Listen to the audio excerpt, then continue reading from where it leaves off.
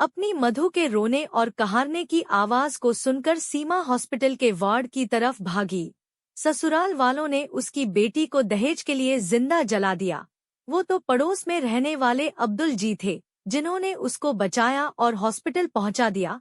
Doctors ने पास जाने से मना किया है। इस समय उसके ससुराल से कोई नहीं आया। दहेज के लोभी किस मुंह से आते सामने, लेकिन एक माँ ही होती है जो किसी भी परिस्थिति में अपने बच्चों का साथ नहीं छोड़ती। तभी अपने मुंह पर कपड़ा बांधकर सीमा खिड़की से अंदर झांककर अपनी मरती हुई बेटी को देख रही है और खुद से वादा करती है कि मेरी बेटी को इस हालत में लाने वाले को कड़ी से कड़ी सजा दिलवा कर रहूंगी। सीमा ने अपनी बेटी के लिए कानून का सहारा लिया।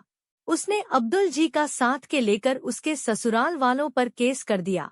पुलिस ने मधु के सास, ससुर और पति को गिरफ्तार कर लिया। इसी बीच मधु को होश आया। उसने भी अपनी आप बीती पुलिस वालों को बता दी कि कैसे आए दिन उसके पति और सास ससुर उसको अपने मायके से पैसे लाने को कहते, उसको मारते, भूखा रखते। जब तक उसकी माँ उसको कुछ रुपए देती रही तब तक तो ठीक था, लेकिन जब माँ ने मेरे ससुराल में आकर सबसे कहा कि वो अब पुलिस में शिकायत कर देंगी, तब इन्होंने कहा कि आज से अब कुछ नहीं होगा। लेकिन माँ के जाने के बाद इन सब ने उसी रात को मुझे जला दिया। वो तो अब्दुल अंकल ने मुझे बचा लिया, नहीं तो वो लालची लोग मुझे मार ही डालते। अब तो मधु के बयान से पुलिस को पक्का सबूत मिल गया और पुलिस वालों ने सबको जेल भिजवा दिया। और जितना भी मधु का कन्या धन था जो उसे उसकी शादी में मिला था, वो सारा धन, गहने, सामान सब मधु को वापस मिल गया।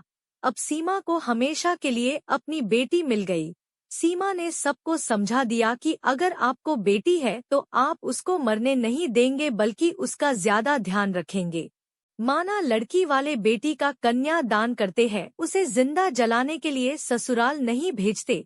सीमा और मधु द्वारा लिया गया कदम कई ससुराल वालों के लिए सबक बन गया, जो दहेज के लिए किसी की बेटी को तंग करने, उसको प्रताड़ित करने से पहले 2 बार जरूर सोचे कि हम जो करने जा रहे हैं उसका गंभीर परिणाम भी उन्हें ही भुगतना होगा।